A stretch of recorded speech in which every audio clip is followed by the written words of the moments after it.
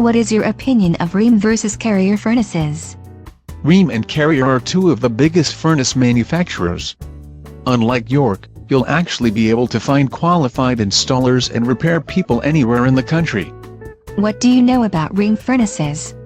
Their cheapest line is the Value. Their most expensive one, which comes with a lot of smart house technology built in, is the Prestige. What else do you get with the higher-end Rheem furnaces? Rheem has a standard limited warranty for 1 to 10 years, depending on the component, and a longer term for the more expensive furnaces. All of Rheem's furnaces have a longer warranty for the heat exchanger. The warranty should not matter much with a reliable furnace. How efficient are their furnaces? Rheem makes very efficient furnaces. Its top-of-the-line Prestige line has an efficiency of 96% AFUE.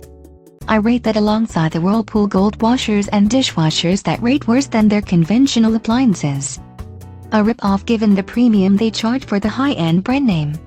Rheem's Value line of furnaces have the minimal warranty and efficiencies up to 93%. Their lowest efficiency is 80% AFUE. The law does not let you install something with less than 80% AFUE in a lot of places now. What do you think of Carrier furnaces? Carrier has had to recall or repair en masse a number of furnaces because of air exchanger problems. The model MCA 100-something have the heat exchangers go out.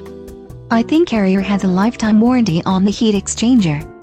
It is a limited warranty, limited to exclude labor and a lot of parts, and too many units that didn't have Carrier blessed techs do maintenance. I thought Carrier had better equipment. Oh, it is not bad. Goodman, Coleman and American Standard are bad.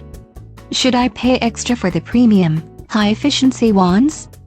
It'll save on the electric bill, but the variable blowers are more likely to go out than the regular ones. Get a mid-grade furnace, because the high-tech and multi-stage stuff is most likely to break.